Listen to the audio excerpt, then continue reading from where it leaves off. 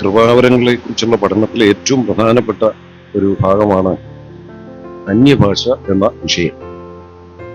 1-ാം നൂറ്റാണ്ടിൽ ദൈവസഭയുടെ പ്രാരംഭ സമയത്ത് ഉണ്ടായിരുന്നതും എന്നാൽ പിന്നീട് നിന്നുപോയതുമായ ഒരു കൃപാവരമാണ് നാം മുമ്പേ ചിന്തിച്ച താൽക്കാലിക വരങ്ങളിൽ ഉൾപ്പെട്ടതായ ഒരു കൃപാവരമാണ് അന്യഭാഷ എന്ന് പറയുന്ന കൃപാവരം. ആ വിഷയം സംബന്ധിച്ച് ബൈബിൾ എന്താ പഠിപ്പിക്കുന്നത്? വളരെ ചുരുക്കമായ ചില കാര്യങ്ങളാണ് നമുക്ക് ഈ ഇന്നത്തെ പ്രത്യേക സാഹചര്യത്തിൽ ചിന്തിക്കാനായിട്ട് കഴിയുന്നുള്ളൂ. പുതിയ നിയമത്തിലേക്ക് നമ്മൾ വരുമ്പോൾ അന്യഭാഷ എന്നുള്ള ആ വിഷയത്തെക്കുറിച്ച് പറയുന്ന 5 വേദഭാഗങ്ങളാണ് കാണാനായിട്ട് കഴിയുന്നത്.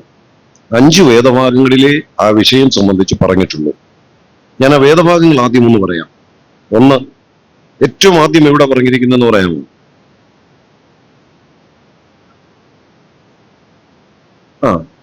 അപ്പോസ്തലപ്രവൃത്തികളുടെ പുസ്തകം 2-ാം അധ്യായം. പക്ഷെ സുവിശേഷങ്ങളിൽ നമ്മൾ നോക്കുമ്പോൾ അതിനു മുൻപും പുതുഭാഷ സംസാരിക്കുന്ന പറഞ്ഞൊരു വേദഭാഗമുണ്ട്. മർക്കോസിന്റെ സുവിശേഷം 16-ാം അധ്യായത്തിന്റെ 15 മുതലുള്ള വാക്യങ്ങൾ.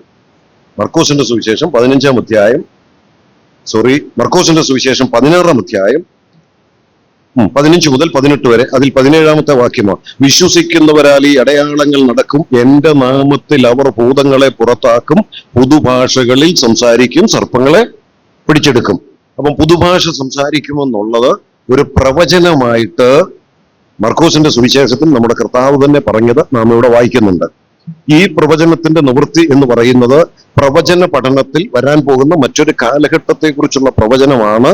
അതുകൊണ്ട് ആ വേദഭാഗം നാം ഇപ്പോൾ അവിടെ പഠനത്തിന് ആധാരമായിട്ട് എടുക്കുന്നില്ല. എന്നാൽ ദൈവസഭയുടെ തുടക്കം മുതലുള്ള ചരിത്രം നമ്മൾ പഠിച്ചാൽ അടുത്ത ഈ ഭാഷാവരത്തെക്കുറിച്ച് പറയുന്ന 4 വേദഭാഗങ്ങളോടെ കാണാൻ കഴിയുന്നത്. ഞാൻ 5 പറഞ്ഞതിൽ ഒന്നാണ് ഈ മർക്കോസിന്റെ സുവിശേഷം 16-ാം അധ്യായത്തിന്റെ 15 മുതൽ 18 വരെയുള്ള വാക്യങ്ങൾ. പിന്നീട് നാം വായിക്കുന്നത് അപ്പോസ്തലപ്രവൃത്തികളുടെ പുസ്തകം 2-ാം അധ്യായം 4-ാമത്തെ വാക്യത്തിലാണ്. അന്ന് പെന്തക്കോസ്ത് നാളിൽ പരിശുദ്ധാത്മാവ് നിറഞ്ഞവരായി ആത്മാവ് അവർക്ക് ഉച്ചരിപ്പാൻ നൽകിയതുപോലെ അന്യഭാഷകളിൽ സംസാരിച്ചു തുടങ്ങി. ഇന്ന് പകല് നമ്മൾ ചിന്തിച്ചപ്പോൾ ഒരു കാര്യം പ്രത്യേകം ഞാൻ എടുത്തു പറഞ്ഞത് ഓർക്കുന്നു എന്ന് കരുതുന്നു.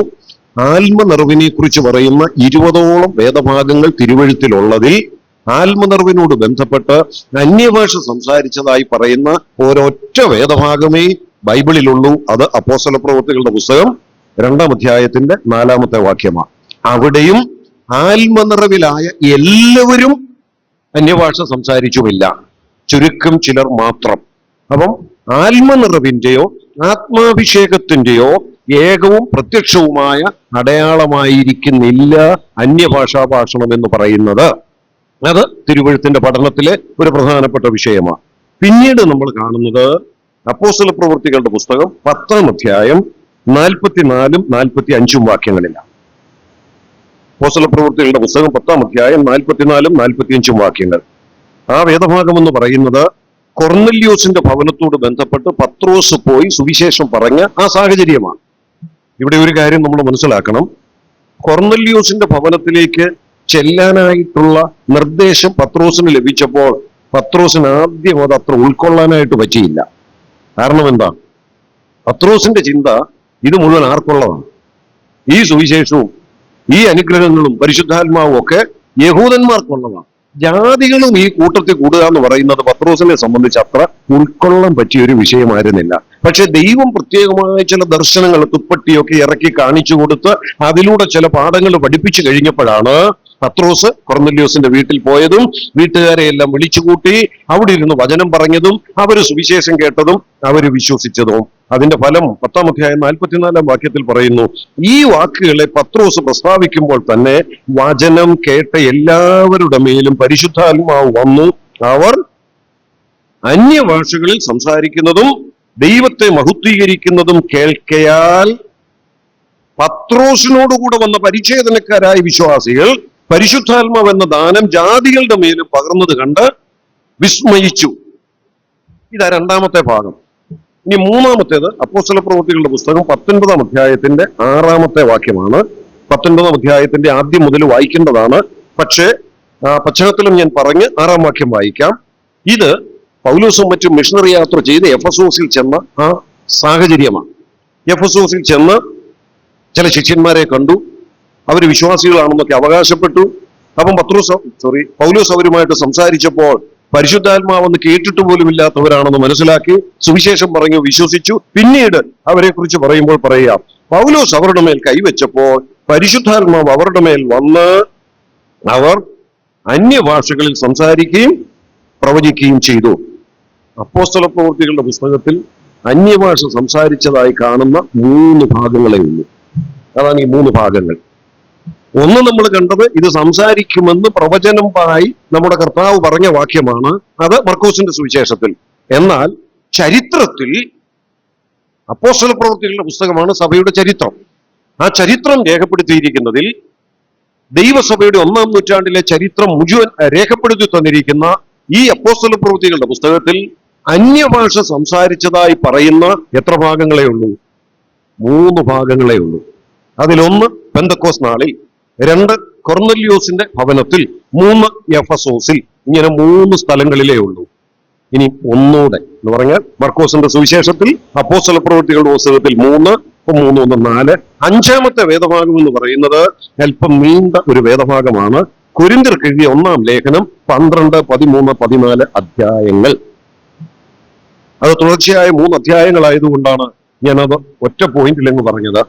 1 കൊരിന്ത്യർ 12-ാം അധ്യായത്തിന്റെ 1 കൊരിന്ത്യർ 12, 13, 14 അധ്യായങ്ങളിൽ അന്യഭാഷയെക്കുറിച്ച് ഒരു വിശദമായ പഠിപ്പിക്കലും തന്നിരിക്കുക.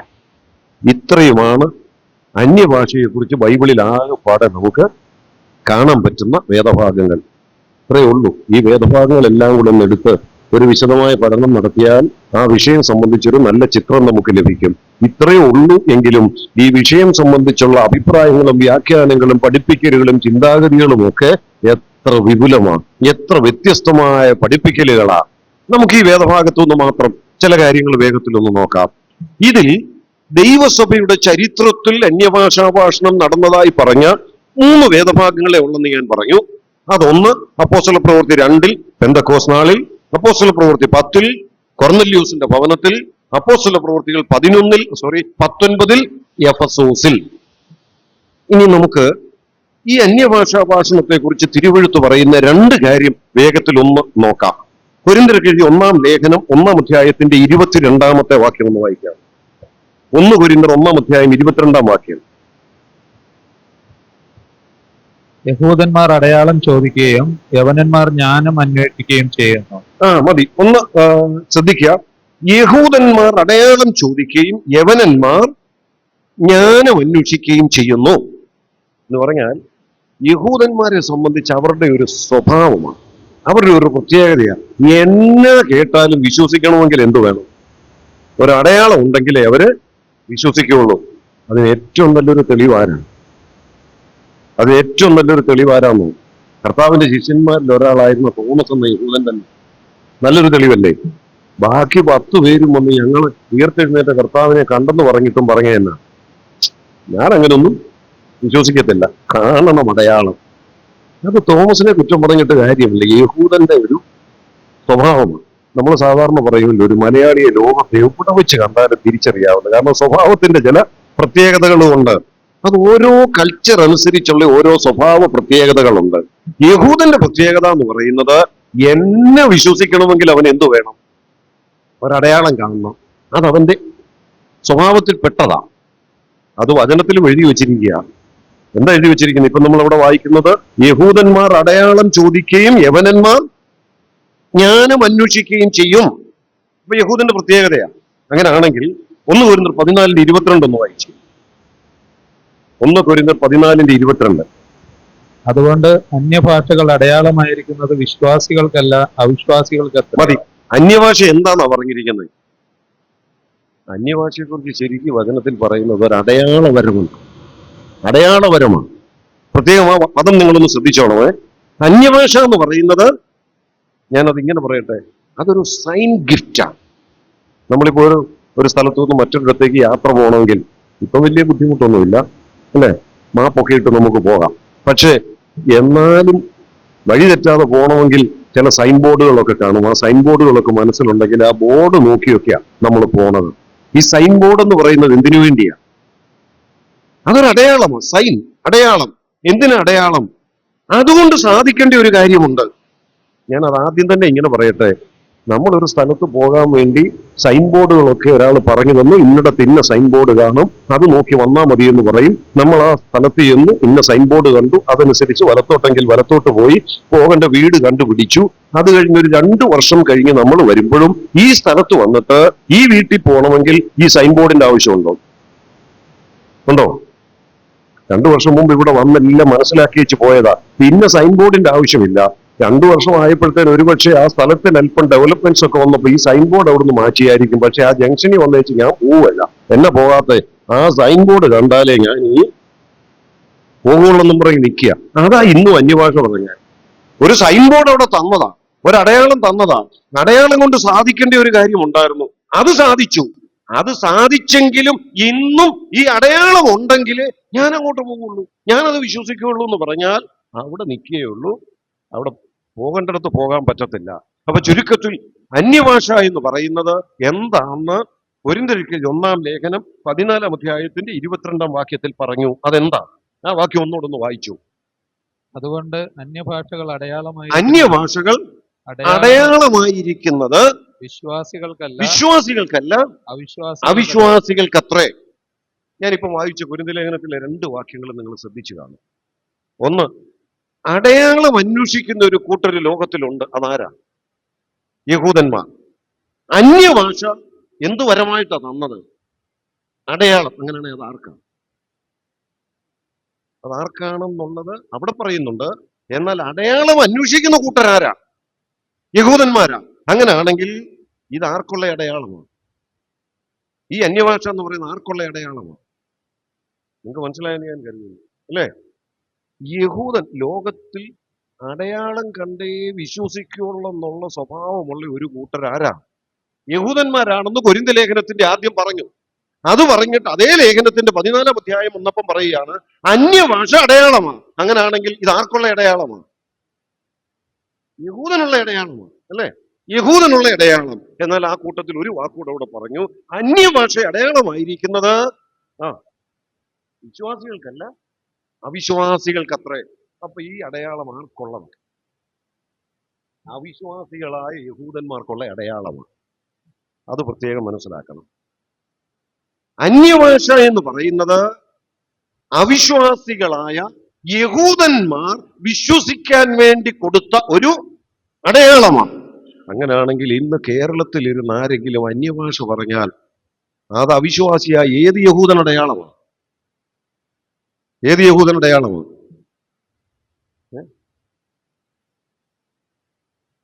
പിന്നെ എന്തിനാ ഇന്നത് പറയുന്നത്? ഇത് ദൈവം തന്നതിന്റെ ഉദ്ദേശം വചനത്തിൽ വ്യക്തമായിട്ട് രേഖപ്പെടുത്തി വെച്ചിരിക്കുക. ഇത് അവിശ്വാസിയായ യഹൂദനുള്ള അടയാളമാണ്. യഹൂദൻ വിശ്വസിക്കാൻ, അവന്റെ അവിശ്വാസത്തെ മാറ്റാൻ ദൈവം ചിലരെ കൊണ്ട് അന്യഭാഷ പറയിപ്പിച്ചു. ആ അടയാളപരമാണ് അന്യഭാഷ എന്ന് പറയുന്നത്. ഇനിയും അങ്ങനെയാണെങ്കിൽ ഒരു സംശയം, ആകെ 3 സ്ഥലത്ത് ഇത് സംസാരിച്ചതായിട്ട് പറയുന്നുണ്ടല്ലോ. ഈ 3 സ്ഥലത്തും ഇത് അവിശ്വാസികളായ യഹൂദന്മാർക്ക് അടയാളമായിരുന്നു, ആയിരിക്കണമല്ലോ. ആണെന്നല്ലേ വചനം പറയുന്നത്? ഈ 3 സ്ഥലവും നമ്മളൊന്ന് പരിശോധിച്ച് നോക്കാം. 2-ാം അധ്യായത്തിന്റെ 4-ാം വാക്യം എടുത്തേ. 2-ാം അധ്യായത്തിന്റെ 4-ാം വാക്യത്തിൽ എല്ലാവരും പരിശുദ്ധാത്മാവ് നിറഞ്ഞവരായി ആത്മാവ് അവർക്ക് ഉച്ചരിപ്പാൻ നൽകിയതുപോലെ അന്യഭാഷകളിൽ സംസാരിച്ചു തുടങ്ങി.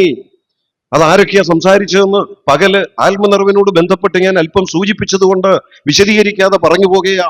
അപ്പോസ്തലന്മാർ അവിടെ നിന്ന് അന്യഭാഷ സംസാരിച്ചപ്പോൾ വന്നുകൂടിയ പുരുഷാരത്തിന്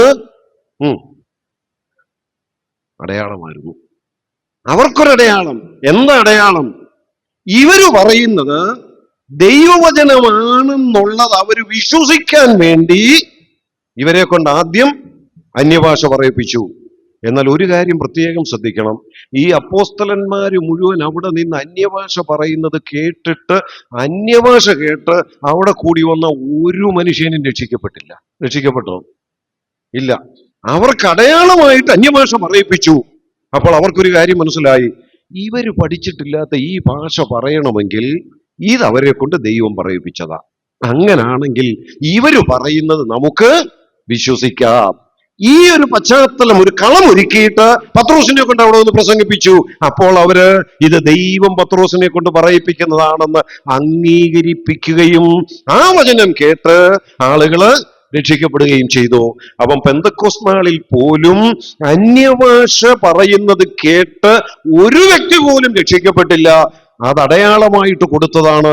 ആ അടയാളം കൊണ്ട് അവരുടെ മനസ്സുറപ്പിച്ചിട്ട് പിന്നാലെ സുവിശേഷം അവരെ കേൾപ്പിക്കുകയും കേൾപ്പിക്കപ്പെട്ട സുവിശേഷം വിശ്വസിക്കുകയും ചെയ്തപ്പോഴാണ് അവര് രക്ഷിക്കപ്പെട്ടത്. അപ്പൊ അത് ആർക്കടയാളമായിരുന്നു? അന്ന് അവിടെ കൂടി വന്ന അവിശ്വാസികളായ യഹൂദന്മാർക്ക്. അന്ന് അവിടെ കൂടി വന്നത് യഹൂദന്മാരാണ്. യഹൂദന്മാരെന്ന് പറഞ്ഞാൽ ചിതറിപ്പോയ പ്രദേശങ്ങളിൽ നിന്ന് അവരുടെ പെരുന്നാളിനു വേണ്ടി, പെന്തക്കോസ്ത് പെരുന്നാളിനു വേണ്ടി കൂടി വന്ന യഹൂദന്മാർ. അത് യഹൂദന്മാരെന്നും യഹൂദ മതാനുസാരികളെന്നും പറയാം. എന്ന് പറഞ്ഞാൽ യഹൂദ മതം നല്ലതാണെന്ന് കണ്ട് അവരോട് ചേരാൻ താല്പര്യം കാണിച്ച ആ യഹൂദ പശ്ചാത്തലത്തിലേക്ക് വന്ന ആളുകൾ.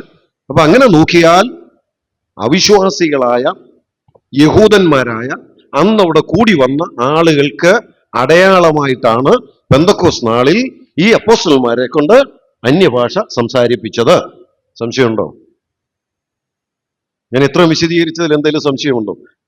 ഞാൻ ഈ സംശയമുണ്ടോ എന്ന് ചോദിക്കുന്നതേ, ഞാൻ കുറെ വർഷങ്ങൾക്ക് മുമ്പ് കേരളത്തിൽ തന്നെ ഒരിടത്ത് ഈ വിഷയം ഒന്ന് ക്ലാസ് എടുക്കാനായിട്ട് പോയി. 3 ദിവസം കൊണ്ടാണ് എടുത്തത്. 3 ദിവസം കൊണ്ട് ഈ വിഷയം അല്പം വിശദമായിട്ടൊന്ന് പഠിപ്പിച്ചു. അതെല്ലാം കഴിഞ്ഞ് 3-ാമത്തെ ദിവസം പ്രാർത്ഥിച്ച് ആശീർവാദം പറഞ്ഞ് ഞാൻ വെളിയിലോട്ട് ഇറങ്ങിയപ്പം 2-3 സഹോദരിമാർ എന്നോട് വന്നൊരു വാക്ക് പറഞ്ഞു, എൻ്റെ പൊന്നു സഹോദര, നമുക്കില്ലേ പറയണ്ടെന്നേ ഉള്ളൂ, ഇങ്ങനെ ഇല്ലെന്നൊന്നും അങ്ങനെ തീർത്ത് പറയരുത്. 3 ദിവസം ക്ലാസ് എടുത്തു കഴിഞ്ഞ് എന്നോട് ഒന്ന് പറഞ്ഞതാ, ഇനി ഇങ്ങനെ ഇന്നില്ലെന്നൊന്നും തീർത്ത് പറയരുത്, പറയുന്നവരെങ്കിലും പറഞ്ഞോട്ട്, നമുക്കില്ലെങ്കിൽ പറയാതിരുന്നാ പോരെയെന്ന്. അപ്പൊ എന്തുമാത്രം അത് മനസ്സിലായെന്നുള്ളത് എനിക്ക് അവിടെ ബോധ്യമായി. ഞാൻ അതുകൊണ്ട് എടുത്തു ചോദിക്കുന്നത്, ഇവിടെ പെന്തക്കോസ്ത് നാളിൽ അപ്പോസ്തലന്മാർ അന്യഭാഷ പറഞ്ഞത് ആ ഭാഷാവരത്തെ എന്തിനാ തന്നെന്നുള്ളത് വചനത്തിൽ പറഞ്ഞിരിക്കുന്നത് പോലെ യഹൂദന്മാരായ അവിശ്വാസികൾക്ക് അടയാളമായിരുന്നു എന്നുള്ളതിന് എന്തെങ്കിലും സംശയമുണ്ടോ? ഇല്ല. അങ്ങനെയാണ് 2-ാമത്തെ ഭാഗം നോക്കാം. അപ്പോസ്തല പ്രവൃത്തികളുടെ പുസ്തകം 10-ാം അധ്യായം 44-45 വാക്യങ്ങൾ. അതൊന്ന് വായിച്ചു. 44-45 വാക്യങ്ങൾ. ഈ വാക്കുകളിൽ പത്രോസ് പ്രസ്താവിക്കുമ്പോൾ തന്നെ വചനം കേട്ട എല്ലാവരുടെ മേലും പരിശുദ്ധാത്മാവ് വന്നു. അവർ അന്യഭാഷകളിൽ സംസാരിക്കുന്നതും ദൈവത്തെ മഹത്വീകരിക്കുന്നതും കേൾക്കയാൽ പത്രോസിനോട് കൂടെ വന്ന പരിച്ഛേദനക്കാരായ വിശ്വാസികൾ പരിശുദ്ധാത്മാവ് എന്ന ദാനം ജാതികളുടെ മേലും പകർന്നത് കണ്ട് വിസ്മയിച്ചു. അവിടെ ഒന്ന് ശ്രദ്ധിക്കണേ. പത്രോസിനോടുകൂടെ കുറെ വിശ്വാസികളും വന്നിട്ടുണ്ട് കൊർന്നല്യോസിന്റെ വീട്ടിൽ. അവിടെ ആ വാക്ക് ശ്രദ്ധിച്ചോണം. പത്രോസിന്റെ കൂടെ ചില അവിശ്വാസികളല്ല വന്നിരിക്കുന്നത്. ആരാ വന്നിരിക്കുന്നത്? അങ്ങനെ തന്നെ ഇവിടെ എഴുതിയിട്ടുണ്ട്, വിശ്വാസികൾ അല്ലേ? ഇവിടെ വായിക്കുന്നില്ലേ? പത്രോസിന്റെ കൂടെ ചില വിശ്വാസികളും വന്നിട്ടുണ്ട്. ഇപ്പോൾ ഇവിടെ കൊർന്നല്യോസും കൂട്ടരും സുവിശേഷം കേട്ട് അവര് രക്ഷിക്കപ്പെട്ടപ്പോൾ അവർക്ക് ലഭിച്ച പരിശുദ്ധാത്മാവിനനുസരിച്ച് അവർ അന്യഭാഷകളിൽ സംസാരിച്ചപ്പോൾ അത്ഭുതപ്പെട്ടതാരാ? പത്രോസും കൂടെ വന്ന ഈ വിശ്വാസികൾക്ക് വന്ന അത്ഭുതം. അയ്യോ, ഇതെങ്ങനെ സാധിക്കുന്നു? ഇതെങ്ങനെ ഇവർ പറയുന്നു?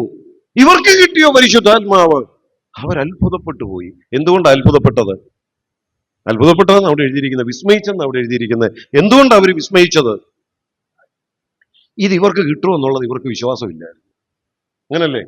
അതുകൊണ്ടാണ് മുമ്പോട്ട് വരുമ്പോൾ പറയുന്നുണ്ട്, നമുക്ക് കിട്ടിയ പോലെ ഇവർക്കും കിട്ടിയല്ലോ എന്ന് അടുത്ത അധ്യായത്തിലേക്ക് വരുമ്പോൾ പറയുന്നുണ്ട്.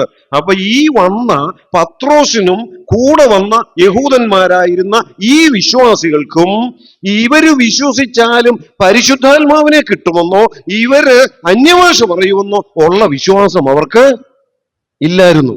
അപ്പൊ ഈ പത്രോസും കൂടെ വന്നവരും വിശ്വാസികളാണോ അവിശ്വാസികളാണോ? വിശ്വാസികളാണ്. പക്ഷെ ഞാൻ പറയാം, അവരവിശ്വാസികളാണ്. എന്തായിരുന്നു അവരുടെ അവിശ്വാസം? സുവിശേഷം വിശ്വസിച്ചാൽ ജാതികളായ ഇവർക്കും പരിശുദ്ധാത്മാവിനെ കിട്ടുമെന്നുള്ള കാര്യത്തിൽ ഇവരാരായിരുന്നു? അവിശ്വാസികളാണ്. ഈ അവിശ്വാസത്തിന് അടയാളമായിരുന്നു അവിടെ അവരെ കൊണ്ട് അന്യഭാഷ പറയിപ്പിച്ചത്. മനസ്സിലായെന്ന് ഞാൻ കരുതുന്നു. അവർ സുവിശേഷം വിശ്വസിക്കാത്തവരെന്നല്ല അവിടുത്തെ അർത്ഥം. അവിശ്വാസി എന്ന് അവിടെ പറയുന്നത് വിശ്വാസിയാണ്. യേശുക്രിസ്തുവിൽ പത്രോസ് അവിശ്വാസിയാരെന്ന് പറയാൻ പറ്റുമോ? ഇല്ല. പക്ഷേ പത്രോസിനും കൂടെ വന്ന ഈ വിശ്വാസികൾക്കും ജാതികളും വിശ്വസിച്ചാൽ പരിശുദ്ധാത്മാവിനെ കിട്ടുമെന്നുള്ള കാര്യത്തിൽ വിശ്വാസം ഇല്ലായിരുന്നു. അപ്പൊ ആ വിഷയത്തിൽ പത്രോസും കൂടെയുള്ളവരും ആരാ? അവിശ്വാസികളാണ്. അവിടെ കൊർന്നല്യോസിനെയും കൂട്ടരെയും കൊണ്ട് അങ്ങ് അന്യഭാഷ പറയിപ്പിച്ചപ്പോൾ ഇവരുടെ അവിശ്വാസം മാറി. ആരുടെ അവിശ്വാസം മാറി? പത്രോസിന്റെ കൂടെ വന്ന പരിച്ഛേദനക്കാരായ ഈ വിശ്വാസികളുടെയും അവിശ്വാസം മാറി. അവർ യഹൂദന്മാരാ.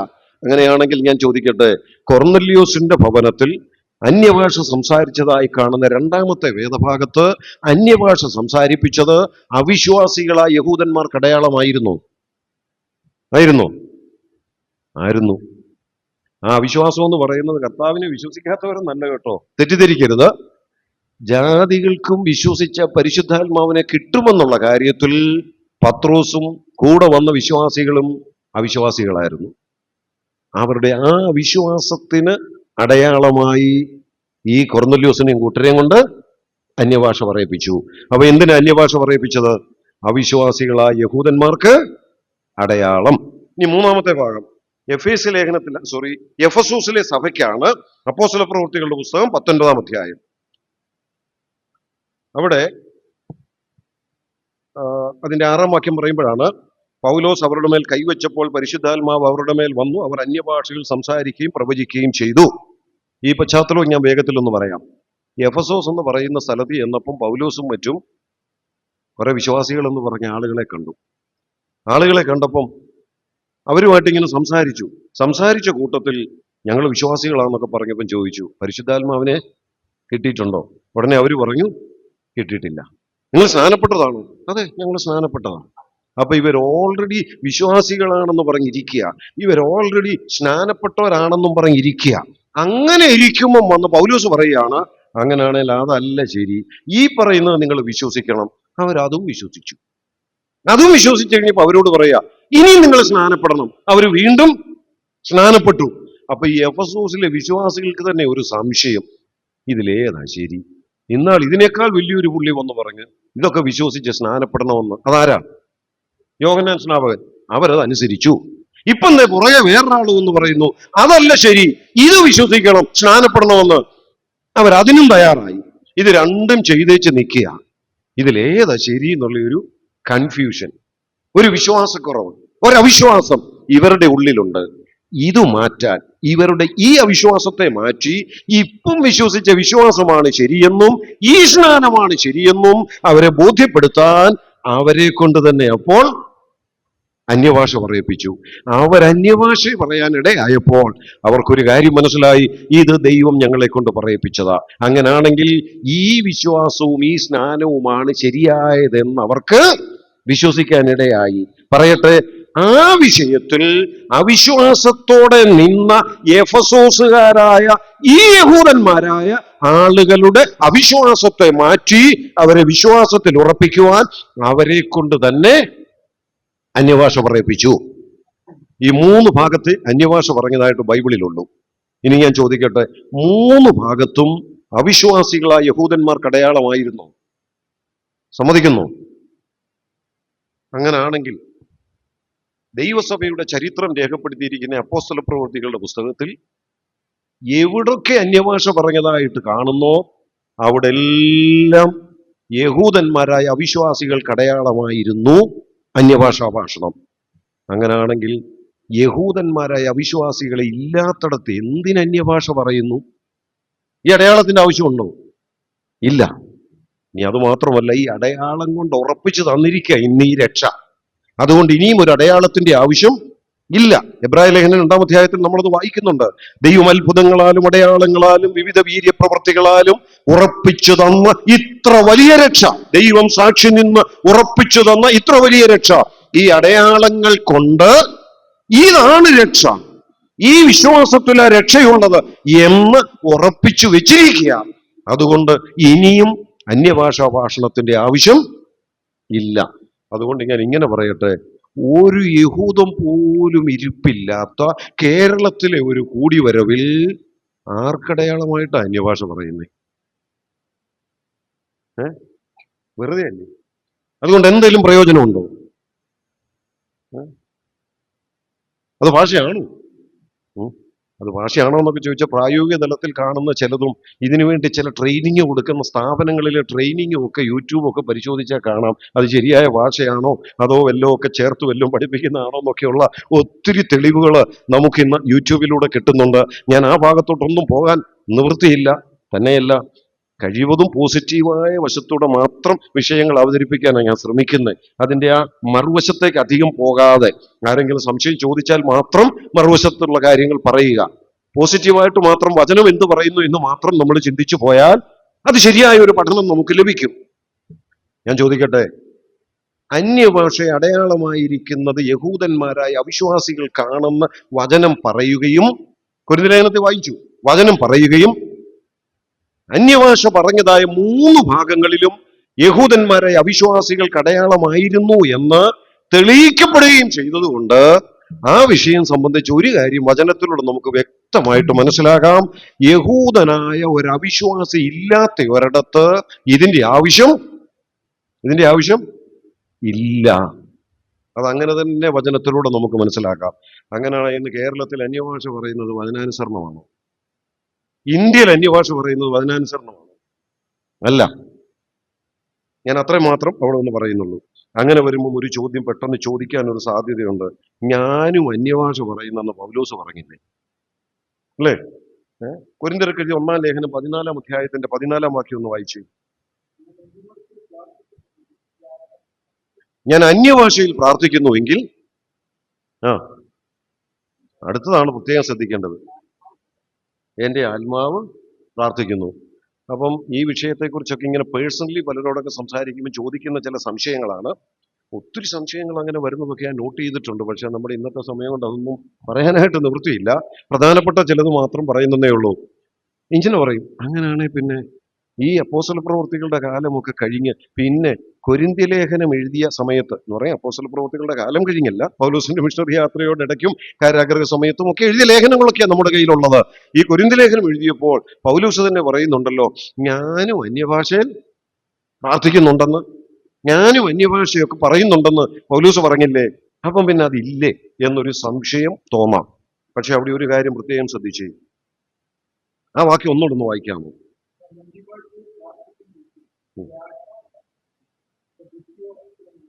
ഇനി ഒന്ന് ശ്രദ്ധിക്കണം.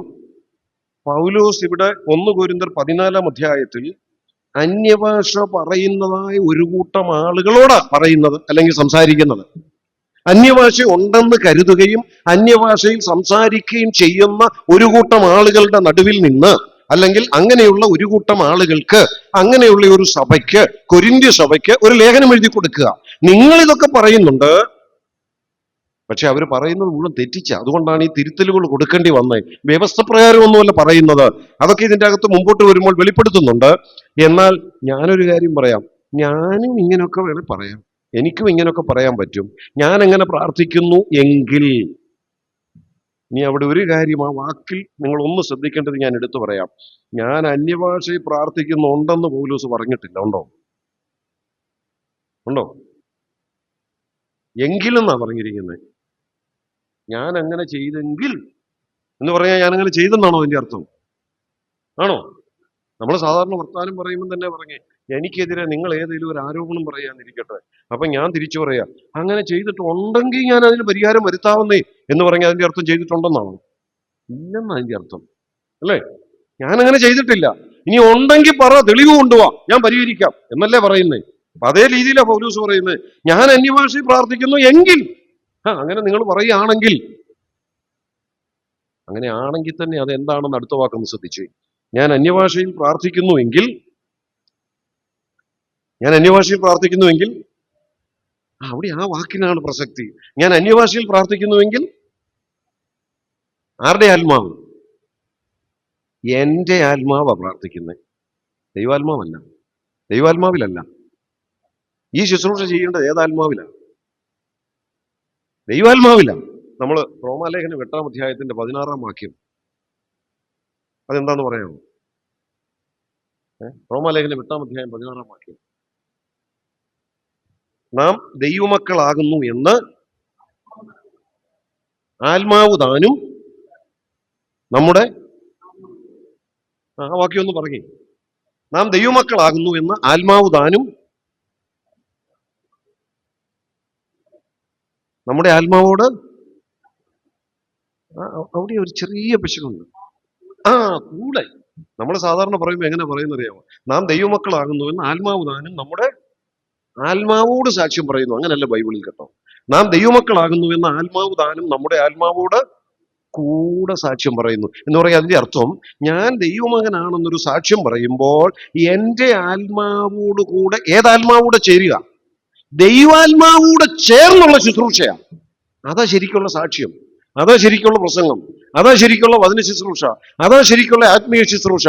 എൻ്റെ ആത്മാവോടുകൂടെ ഏതാത്മാവോടും കൂടെ? ദൈവാത്മാവും കൂടെ. അപ്പം ശരിയായ ഒരു ആത്മീയ ശുശ്രൂഷ എന്ന് പറയുന്നത് ആത്മാവോടുകൂടെ ദൈവാത്മാവും കൂടെ ചേർന്ന് ചെയ്യുന്ന ശുശ്രൂഷയാണ്. എന്നാൽ ഇവിടെ പൗലോസ് പറയുമ്പം ഞാൻ അന്യഭാഷയെ പ്രാർത്ഥിക്കുന്നുണ്ടെങ്കിൽ ഏതാത്മാവിലാണ്. അപ്പൊ അവിടെ എന്തില്ല? ഏതാത്മാവില്ലെന്നാണ്. അപ്പൊ ഞാൻ അന്യഭാഷ പറയുന്നതും പ്രാർത്ഥിക്കുന്നതും നിങ്ങൾ പറയാന്നിരിക്കട്ടെ, എനിക്ക് വേണേ അങ്ങനെ പറയാം. പക്ഷെ ആ പറയുന്നത് ഏതാത്മാവിലാണ്? നിങ്ങൾ പറ. പൗലോസ് പറയുന്നത് ഏതാത്മാവിലാണെന്നാണ്? എൻ്റെ ആത്മാവ്, എൻ്റെ ആത്മാവ്. പ്രിയപ്പെട്ടവരെ, ഞാൻ പറയട്ടെ, നീർത്തോടുകളിലേക്ക് ചെല്ലുവാൻ കാക്ഷിക്കുന്നത് പോലെ ദൈവമേ എൻ്റെ ആത്മാവ് നിന്നോട് ചേരാൻ കാക്ഷിക്കുന്നു. അപ്പം എൻ്റെ ഉള്ളിൽ ഒരാത്മാവുണ്ട്. ആ ആത്മാവിൽ ഞാൻ വല്ലതൊക്കെ വിളിച്ചു പറഞ്ഞാൽ അത് ദൈവാത്മാവിലുള്ള അന്യഭാഷയല്ല കേട്ടോ. ആത്മീയ ശുശ്രൂഷയാണെങ്കിൽ, വചനാനുസരണമുള്ളതാണെങ്കിൽ എൻ്റെ ആത്മാവോടുകൂടെ ഏതാത്മാവൂടെ വേണം? ആത്മാവ് താനും നമ്മുടെ ആത്മാവോട് കൂടെ ദൈവാത്മാവൂടെ ചേർന്ന് ചെയ്യുമ്പോഴാണ് അത് ശരിയായ വചനാനുസരണമുള്ള അന്യഭാഷയാകുന്നത്. എന്നാൽ അപ്പോസ്തലനായ പൗലോസ് ഇവിടെ പറയുകയാണ്, ഞാൻ അന്യഭാഷ പറയുകയാണെങ്കിൽ ദൈവാത്മാവിലൊന്നുമല്ല, അത് പിന്നെ ഏതാത്മാവിലാ? എൻ്റെ ആത്മാവിലാ. അങ്ങനെ എൻ്റെ ആത്മാവിലും എനിക്ക് വല്ലതൊക്കെ ചെയ്യാൻ പറ്റുമോ? പിന്നെ ദൈവാത്മാവിന്റെ സഹായം ഇല്ലാതെയും സുവിശേഷം പ്രസംഗിക്കാം പറ്റുകയല്ലേ? ദൈവാത്മാവിന്റെ സഹായം ഇല്ലാതെയും ഏത് ആത്മീയ ശുശ്രൂഷയും ചെയ്യാം. ഇതൊക്കെ ആർക്കും പറ്റുന്ന കാര്യമാണ്. നമ്മുടെ പ്രതിപക്ഷ നേതാവ് നല്ല ഭംഗിയായിട്ട് സുവിശേഷം പ്രസംഗിക്കുന്നുണ്ട് ഇപ്പം, അല്ലേ? ദൈവാത്മാവിലാണോ? അത് ആണോ അല്ലയോ എന്നുള്ളത് കേൾക്കുന്ന ഒരു വിലയിരുത്തിക്കുന്നത് കേട്ടോ. ഇനി ഞാൻ അതല്ല എന്ന് പറഞ്ഞെന്നൊന്നും പിന്നെ പറയണ്ട. നമുക്കറിയാം നമ്മളെക്കാൾ നല്ല ഭംഗിയായിട്ട് കുറച്ചുകൂടെ നല്ല ഓഡിയൻസിന്റെ മുമ്പിൽ വചനം ശരിക്കും പറയുന്നുണ്ട്. അപ്പൊ ഈ ദൈവാത്മാവിന്റെ സഹായം കൂടാതെ സ്വന്തം ആത്മാവിലും ഈ ആത്മീയ ശുശ്രൂഷകൾ എന്ന് പറയുന്ന പലതും സാധിക്കും. അതിനൊരു തെളിവ് പൗലോസ് പറഞ്ഞതേ ഉള്ളൂ. ഞാൻ അന്യഭാഷയിൽ പ്രാർത്ഥിക്കുന്നുവെങ്കിൽ എൻ്റെ ആത്മാവ് പ്രാർത്ഥിക്കുന്നു. അപ്പം പൗലോസ് അവിടെ ദൈവാത്മാവിൽ ചെയ്യുന്ന ഒരു ശുശ്രൂഷയായിട്ടല്ല അന്യഭാഷയെക്കുറിച്ച് പറയുന്നത്. അതുകൊണ്ട് പൗലോസിന്റെ ഭാഷ കടമെടുത്ത് ഞാൻ ഇങ്ങനെ പറയട്ടെ, ഇന്നും നടക്കുന്ന അന്യഭാഷകളൊക്കെ തന്നെ ആത്മാവിലുള്ളതാ. ഞാനത് നിഷേധിക്കുന്നില്ല. പക്ഷേ അതൊക്കെ ഏതാത്മാവിലാണ്? സ്വന്തം ആത്മാവില, ദൈവാത്മാവിലല്ല.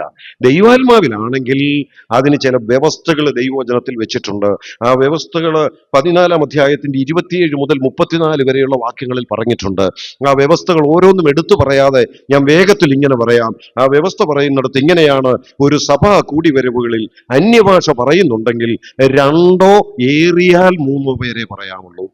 ദൈവാത്മാവിലാണെങ്കിൽ 2-3 പേരെ പറയുള്ളൂ.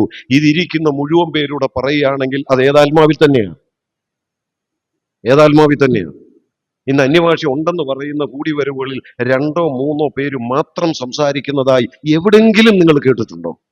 എവിടെങ്കിലും കണ്ടിട്ടുണ്ടോ? ഇല്ല. അങ്ങനെ ഇല്ലെങ്കിൽ തന്നെ അത് ഏതാത്മാവിലല്ല, ദൈവാത്മാവിലല്ല. ഇനി 2-3 പേരെ ഉള്ളെന്ന് മാത്രമല്ല, ആ 2-3 പേര് പോലും ഓരോരുത്തരായിട്ടേ പറയുള്ളെന്നാണ്. ഒരാൾ പറഞ്ഞ് ഇരുന്ന് കഴിഞ്ഞേ അടുത്തയാൾ പറയുള്ളെന്നാണ്, അടുത്തയാൾ ഇരുന്ന് കഴിഞ്ഞേ അടുത്തയാൾ പറയുള്ളെന്നാ. അങ്ങനെയില്ലേ ആ വേദഭാഗം? നിങ്ങൾ പിന്നെ വായിച്ചു നോക്കിയാൽ മതി. 1 കൊരിന്ത്യർ 14-ാം അധ്യായം 27 മുതൽ 34 വരെയുള്ള വാക്യങ്ങളിൽ ഇത് രേഖപ്പെടുത്തിയിട്ടുണ്ട്. ഇനി 3-മതൊരു വ്യവസ്ഥ എന്ന് പറയുന്നത് ഈ ഓരോരുത്തരെ പറയുള്ളെന്ന് തന്നെയല്ല, വ്യാഖ്യാനി ഉണ്ടെങ്കിലേ പറയുള്ളെന്നാ. വ്യാഖ്യാനി ഇല്ലെങ്കിൽ മിണ്ടാതിരുന്നോണമെന്നാ. എവിടെ വ്യാഖ്യാനിയുണ്ട് ഇന്ന് പറയുന്ന പലയിടത്തും? അപ്പൊ അത് ദൈവാത്മാവിലാണോ? അല്ല, പക്ഷെ ആത്മാവിലാണ്. ഏതാത്മാവിൽ? സ്വന്തം ആത്മാവിലാണ്. സ്വന്തം ആത്മാവിൽ ചെയ്യുന്നതെല്ലാം ദൈവാത്മാവിലാണെന്നോ ദൈവവചനാനുസരണമുള്ളതാണെന്നോ പറയുവാൻ ഈ പുസ്തകം അനുവദിക്കുന്നില്ല.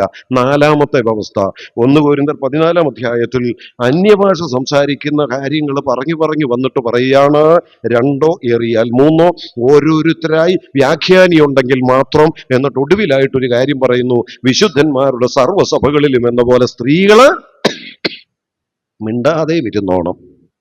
ഇന്ന് കൂടുതലും ആരാ പറയുന്നത്? പുരുഷന്മാരാണോ സ്ത്രീകളാണോ? അപ്പൊ അതാ ഏതാത്മാവിലാണ്? ദൈവാത്മാവിലാണോ? വിലയിരുത്താം. ഞാൻ ആ ഭാഗങ്ങൾ മാത്രമേ സൂചിപ്പിക്കുന്നുള്ളൂ. ഈ വ്യവസ്ഥകൾ ലംഘിക്കപ്പെടുന്നതിന്റെ കാരണം എന്താണെന്നറിയാമോ? അത് ദൈവാത്മാവിൽ അല്ലാത്തത് കൊണ്ടാണ്. പിന്നെ ഏതാത്മാവിൽ? അതിനാ പൗലോസ് മുകളിൽ പറഞ്ഞത് എന്റെ ആത്മാവ്. സ്വന്തം ആത്മാവിൽ. സ്വന്തം ആത്മാവ് എന്ന് പറയുന്നത് ഒരു ഇളക്കപ്പെരുപ്പത്തിന്റെ ആത്മാവ് എന്ന് പറഞ്ഞാൽ, നമ്മുടെ ഉള്ളിലുള്ള ആത്മാവെന്ന് പറയുന്നത് ഇമോഷണലാണ്. നല്ലൊരു പാട്ട് കേട്ടാൽ അറിയാതെ താളം പിടിക്കത്തില്ലേ? അത് ആത്മീയഗീതം കേട്ടാൽ മാത്രമാണോ? നല്ലൊരു സിനിമാ പാട്ട് കേട്ടാലും പാട്ടിന് ഇൻട്രസ്റ്റ് ഉള്ള ദൈവമക്കൾ അവിടെ ഇരുന്ന് എന്ത് ചെയ്യും? താളം പിടിക്കും. എന്തിനേറെ ചില വിശ്വാസികളുടെ ജീവിയുടെ മുമ്പിൽ ഇരുന്നോട് നല്ല സ്റ്റണ്ട് നടക്കുമ്പോൾ ഇവിടെ ഇരുന്നോണ്ട് അടിയും തൊഴിയും നടത്തുന്നുണ്ട്. അത് ഏതാത്മാവിലാണ്? ദൈവാത്മാവിലാണോ? അതിനകത്തങ്ങ് ലയിച്ചു പോവുക. ഇമോഷണലായി സ്വന്തം ആത്മാവിൽ വൈകാരികമായി ചെയ്തു പോകുന്നതാ. അത് ദൈവാത്മാവാണെന്ന് പറയാൻ പറ്റത്തില്ല. അതുപോലെ തന്നെയാ ഇവിടെ അന്യഭാഷയെക്കുറിച്ചും പൗലോസ് പറഞ്ഞത്. ഇനി ഈ അന്യഭാഷ പറയുന്നതിനെ കുറിച്ചൊക്കെ ഇവർ പറയുന്ന ചില കാര്യങ്ങളുണ്ട് എന്ന് പറഞ്ഞാൽ, ഉണ്ടെങ്കിൽ വിലക്കരുത്. ശരിക്കും പറയുന്നുണ്ടേ വിലക്കരുതെന്നാ. ആ വിലക്കരുതെന്ന് പറയുന്നതിന്റെ അർത്ഥം എന്നാണെന്നറിയാമോ? ഈ വ്യവസ്ഥകളൊക്കെ പറഞ്ഞിട്ടാ. ഈ വ്യവസ്ഥ പ്രകാരം പറയുന്നുണ്ട് വിലക്കരുതെന്ന. അതിന്റെ മറുവശം ഞാൻ പറയട്ടെ, ഈ വ്യവസ്ഥ പ്രകാരം അല്ലെങ്കിൽ വിലക്കണമെന്നല്ലേ അതിന്റെ അർത്ഥം? അല്ലേ? ഈ വ്യവസ്ഥ പ്രകാരം ദൈവാത്മാവി പറയുന്നുണ്ട് വിലക്കരുത് എന്ന് പറഞ്ഞാൽ ഒരിടത്തും ആ വ്യവസ്ഥ കാണുന്നില്ലെങ്കിൽ ദൈവജനം അറിയാവുന്നവരുടെ ഉത്തരവാദിത്വം അത് വിലക്കുക എന്നുള്ളത്. അതാ ഇവിടെ പറയുന്ന നിർദ്ദേശം. ഇനി ഇവിടെ ഇതിന്റെ ആദ്യ ഭാഗങ്ങൾ നമ്മൾ ശ്രദ്ധിച്ചാൽ, 2 വാക്യം ഒന്ന് വായിച്ചേ. 1 കൊരിന്ത്യർ 14:2.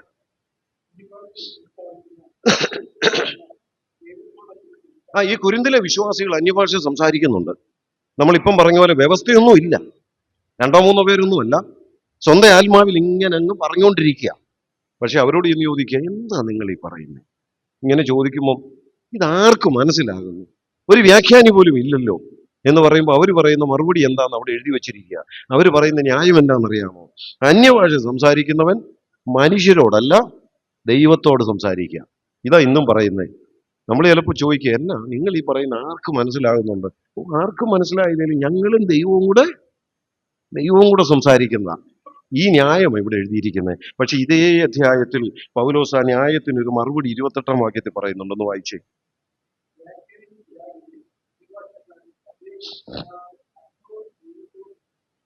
ഭാഷാവരം കിട്ടിയ ഒരാള് ഭാഷാവരത്തിൽ സംസാരിക്കുമ്പോൾ വ്യാഖ്യാനിയില്ല, വേറെ ആർക്കും മനസ്സിലാകുന്നുമില്ല. ചോദിച്ചപ്പം പറയുക, ആർക്കും മനസ്സിലാകുന്നില്ല, ഞങ്ങൾക്കത് വിഷയമല്ല, ഞങ്ങൾ ആരോടാ സംസാരിക്കുന്നത്? ദൈവത്തോടാ. അതിന് മറുപടി പൗലോസ് പറയാ, അങ്ങനെ ദൈവത്തോടാ സംസാരിക്കുന്നതെങ്കിൽ മിണ്ടാതിരുന്നോണമെന്നാണ്. അങ്ങനല്ലേ അവിടെ എഴുതി വെച്ചിരിക്കുന്നത്? മിണ്ടാതെ. അപ്പം ദൈവത്തോട് സംസാരിക്കാൻ ശബ്ദം എടുക്കണ്ടെന്നാണ്. എന്ന് പറഞ്ഞാൽ, ദൈവമേ എനിക്ക് ഈ വരം ഉണ്ടെങ്കിൽ ഇന്നിവിടെ ശുശ്രൂഷയ്ക്ക് അവസരമില്ലല്ലോ, വ്യാഖ്യാനം ഇല്ലല്ലോ, അതുകൊണ്ട് അതിനുള്ള അവസരം തന്നാലും അല്ലെ പറയുന്നവരുടെ എങ്കിലും പ്രയോജനപ്പെടാൻ സഹായിക്കണമെന്ന് മൗനമായിട്ട് പ്രാർത്ഥിച്ചുകൊണ്ട് അവിടെ ഇരുന്നോണമെന്നാ. മിണ്ടാതെ. അങ്ങനെ തന്നെയല്ലേ? മിണ്ടാതെ. അതെ. ഇന്നത്തെ വ്യാഖ്യാനം ഭാഷാവരം കിട്ടിയവരുടെ വ്യാഖ്യാനമല്ല. ഇന്നത്തെ വ്യാഖ്യാനം എനിക്കിപ്പം തമിഴ്നാട്ടിൽ ചെന്ന് തമിഴ് അറിയത്തില്ലെങ്കിൽ മലയാളത്തിൽ പ്രസംഗിക്കുമ്പോൾ അത് പഠിച്ചു പറയുന്നു. അത് തന്നെയാണ് ശരിക്കും വ്യാഖ്യാനം. പക്ഷെ അന്ന് അത് വരമായിട്ട് കിട്ടി, പഠിക്കാതെ തന്നെ കിട്ടി എന്നുള്ളതാ അവിടുത്തെ പ്രത്യേകത. അപ്പൊ ചുരുക്കി പറഞ്ഞാൽ, ദൈവത്തോടാ സംസാരിക്കുന്നതെന്ന് പറഞ്ഞാൽ പൗലോസ് പറയുക, അങ്ങനെ ദൈവത്തോടാ നിങ്ങൾ സംസാരിക്കുന്നതെങ്കിൽ മിണ്ടാതിരുന്ന് ദൈവത്തോട് പറയണം എന്ന് പറഞ്ഞാൽ ഒച്ചയെടുത്ത് അന്യഭാഷ പറയരുത്.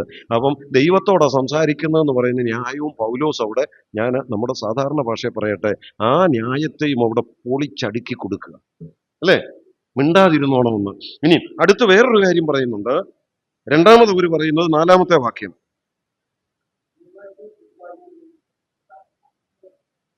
അന്യഭാഷ സംസാരിക്കുന്നവരോട് ചോദിക്കുക, ഇതെന്താ നിങ്ങൾ ഇങ്ങനെ പറയുന്നത്? വേറെ ആർക്കും മനസ്സിലാകുന്നില്ലല്ലോ. അപ്പൊ അവരൊന്ന്, ഞങ്ങൾ ദൈവത്തോടാ പറയുന്നേ. ശരി, അങ്ങനെയാണെ മിണ്ടാതിരുന്ന് ദൈവത്തോട് പറഞ്ഞോണം. രണ്ടാമത് അവർ പറയുന്ന ന്യായം എന്നാണെന്നറിയാമോ? ഞങ്ങൾക്ക് തന്നെ ആത്മീയ വർധന വരുത്തുക. അതിനും പൗലോസ് മറുപടി കൊടുത്തു. അങ്ങനാണെങ്കിൽ 12ഉം 27ഉം വാക്യങ്ങളിൽ അത് പറയുന്നുണ്ട്. നിങ്ങൾക്ക് ലഭിച്ച ആത്മീക വരം കൊണ്ട് ആത്മീക പ്രയോജനം കിട്ടേണ്ടത് സഭയ്ക്ക് പ്രയോജനം ഉണ്ടാകണം, ഇല്ലേ? 12ഉം 27ഉം വാക്യങ്ങൾ ഒന്ന് വായിച്ച്. 27 മാത്രം വായിച്ചാലും മതി. ആ ആ അതിന്റെ തൊട്ട് മുമ്പ് 26ന്റെ ഒടുവിൽ സകലവും ആത്മീയ വർധനയ്ക്കായി ഉതകട്ടെ. 12ാം വാക്യം, നിങ്ങളും ആത്മവരങ്ങളെ കുറിച്ച് വാഞ്ചയുള്ളവരാകയാൽ സഭയുടെ ആത്മീയ വർധനയ്ക്കായി സഫലന്മാരാകുവാൻ ശ്രമിപ്പീൻ. എനിക്കൊരു കൃപാവരം ലഭിച്ചിട്ടുണ്ടെങ്കിൽ അത് ഉപയോഗിക്കുന്നത് എൻ്റെ ആത്മീയ വർധനവിനല്ല, പിന്നെ ആരുടെ ആത്മീയ വർധനവിനായിരിക്കണം? സഭയുടെ. അപ്പൊ എനിക്ക് വേണ്ട ആത്മീയ വർധനവ് വേണം. അത് ഉപയോഗിക്കുമ്പോഴല്ല, അത് ഉപയോഗിക്കുന്നതിന് മുമ്പ് ഞാൻ ഇരുന്ന് ആത്മീയ വർധന പ്രാപിച്ചിട്ടേ സഭയിൽ അത് ഉപയോഗിക്കാൻ വരാവുള്ളൂ. അങ്ങനെ വരുമ്പോൾ അതുകൊണ്ട് ആർക്ക് പ്രയോജനം കിട്ടും? സഭയ്ക്ക്. ദൈവവചന ശുശ്രൂഷയ്ക്കുള്ള കൃപാവരം എനിക്ക് കിട്ടിയിട്ടുണ്ടെങ്കിൽ ഞാൻ ആ ശുശ്രൂഷ ചെയ്യുന്നതിന് മുമ്പ് ദൈവസന്നിധിയിൽ ഇരുന്ന് ആത്മീയ വർധന പ്രാപിച്ചിട്ട് വേണം ആ ശുശ്രൂഷ ചെയ്യാൻ. ശുശ്രൂഷ ചെയ്യുമ്പോൾ ആത്മീയ വർധന ഉണ്ടാകേണ്ടത് സഭയ്ക്കാ. അപ്പം പൗലോസ് ആ ന്യായങ്ങളെല്ലാം അവിടെ പൊളിച്ച് അടുക്കി കൃത്യമായ മറുപടി കൊടുത്തു. അവിടെ പറഞ്ഞ മറുപടിയിൽ ഇതാ പറയുന്നത്, അന്യഭാഷക്കാരൻ സഭയ്ക്ക് പ്രയോജനമില്ലാതാ പറയുന്നെങ്കിൽ മിണ്ടാതിരുന്നോണം. അത് സഭയ്ക്ക് ആത്മീയ വർധനം ഉണ്ടാകുന്നില്ലെങ്കിൽ അതുകൊണ്ട് ഒരു പ്രയോജനവുമില്ല. ഇതെല്ലാം പറഞ്ഞിട്ട് 13ാം അധ്യായത്തിൽ പൗലോസ് പറയുന്ന ഒരു കാര്യം കൂടെ പറഞ്ഞ് ഞാൻ അവസാനിപ്പിക്കുക. 1 കൊരിന്ത്യർ 13ാം അധ്യായത്തിന്റെ 10ാം വാക്യം. അപൂർണമായതും അംശമായതും ഒക്കെ അതിന്റെ തൊട്ട് മുകളിൽ ചില കാര്യങ്ങൾ പറഞ്ഞിട്ടാണ്. പ്രവചനപരമോ അത് നീങ്ങിപ്പോകും, ഭാഷാപരമോ അത് നിന്നു പോകും, ജ്ഞാനമോ അത് നീങ്ങിപ്പോകും. അവിടെ 2-3 വരങ്ങളെ കുറിച്ച് പറഞ്ഞിട്ടാ. പ്രവചനവരം, ജ്ഞാനവരം, ഭാഷാവരം. അത് പ്രവചനവരവും ജ്ഞാനവരവും ഇവിടെ നിൽക്കട്ടെ. ഭാഷാവരത്തെ കുറിച്ച് പറഞ്ഞപ്പോൾ കൃത്യമായിട്ട് പറയുന്നു, അത് നിന്നു പോകും. അതെന്നാ നിന്നു പോകുന്നു എന്ന് അടുത്ത വാക്യത്തിൽ പറഞ്ഞിട്ടുണ്ട്. ഇപ്പോൾ അംശമായിട്ടേ അറിയുന്നുള്ളൂ, അംശമായിട്ടേ പ്രവചിക്കുന്നുള്ളൂ, പൂർണ്ണമായത് വരുമ്പോൾ. ഏതായി പൂർണ്ണമായത്? വ്യത്യസ്ത വ്യാഖ്യാനങ്ങളും അഭിപ്രായങ്ങളും ഉണ്ട്. പക്ഷേ ആ ഭാഗത്തിന്റെ ശരിയായ വ്യാഖ്യാന പഠനത്തിൽ നമുക്ക് ഇങ്ങനെ തന്നെ മനസ്സിലാക്കാം. അന്ന് അംശമായും ഭാഗികമായും കിട്ടിയിരുന്ന ദൈവത്തിന്റെ വചനം എന്ന് പൂർണ്ണമായി കയ്യിൽ കിട്ടുന്നോ, ഈ 66 പുസ്തകങ്ങളാകുന്ന തിരുവെഴുത്ത് എന്ന് പൂർണ്ണമായി കയ്യിൽ കിട്ടുന്നോ, അന്ന് വരെ ഈ ഭാഷാവരം ഉള്ളൂ. ഇത് പൂർണ്ണമാകുമ്പോൾ അത് നിന്നു പോകും. പൂർണ്ണമായത് എന്നാ പറഞ്ഞിരിക്കുന്നത്.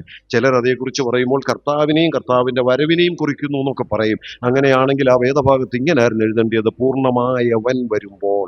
അങ്ങനല്ല ഇവിടെ എഴുതിയിരിക്കുന്നത്, പൂർണ്ണമായത് വരുമ്പോൾ. അപ്പം വളരെ വ്യക്തമായി ദൈവത്തിന്റെ വചനത്തിൽ ഭാഷാവരം എന്ന് പറയുന്നത് യഹൂദന്മാരായ അവിശ്വാസികൾക്ക് അടയാളമാണെന്നും ഈ ഭാഷാവരം ഉപയോഗിക്കാൻ കൃപാവരം ലഭിച്ചിട്ടും പ്രയോജനമില്ലെന്നുണ്ടെങ്കിൽ മിണ്ടാതിരുന്നോണമെന്നും സഭയ്ക്ക് ആത്മീയ വർധന വരുന്നില്ലെങ്കിൽ ഉപയോഗിക്കരുതെന്നും ഉള്ള കാലഘട്ടത്തിൽ തന്നെ ചില വ്യവസ്ഥകളും കൊടുത്തിട്ട് ഇങ്ങനെ പറഞ്ഞ് അവസാനിപ്പിച്ചു, അത് നിന്നു പോകും പൂർണ്ണമായത് വരുമ്പോൾ. ആ വചനം പൂർണ്ണമായതോടെ നിന്നുപോയ കൃപാവരമാണ് ഭാഷാവരം എന്ന് പറയുന്ന അടയാളവരം. അത് അടയാളമായിരുന്നു. അത് യഹൂദന്മാരായ അവിശ്വാസികൾക്ക് അടയാളമായിരുന്നു. ആ അടയാളം ഇന്നും നോക്കിയിരിക്കേണ്ട ആവശ്യമൊന്നുമില്ല. അടയാളങ്ങൾ കൊണ്ട് സാധിക്കേണ്ടത് സാധിച്ചു. വചനത്തെ ഉറപ്പിച്ചു, രക്ഷയെ ഉറപ്പിച്ച് തന്നിരിക്കയാൽ ഇനി അടയാളം നോക്കിയിരിക്കേണ്ട. ആ യാഥാർത്ഥ്യത്തെ നോക്കി ദൈവവചനത്തിൽ വിശ്വസിച്ച് ആ രക്ഷയെ അനുഭവിച്ച് മുൻപോട്ട് പോവുക എന്നുള്ളതാണ് ദൈവം വെച്ചിരിക്കുന്ന വ്യവസ്ഥ. അതാണ് അന്യഭാഷ എന്ന വിഷയം സംബന്ധിച്ച് ഈ ചുരുങ്ങിയ സമയം കൊണ്ട് നമുക്ക് ചിന്തിക്കാൻ പറ്റിയത്. അത് അത്രയും പറഞ്ഞ് ഞാൻ ആ വിഷയം ഇവിടെ അവസാനിപ്പിക്കുന്നു. 7 മണിക്ക് എനിക്ക് അടുത്ത മീറ്റിംഗ് ഉള്ളത് കൊണ്ടാണ് വളരെ പെട്ടെന്ന് തന്നെ ഞാൻ ഇവിടെ അവസാനിപ്പിക്കുന്നത്. ദൈവനാമം വാഴ്ത്തപ്പെടുന്നു.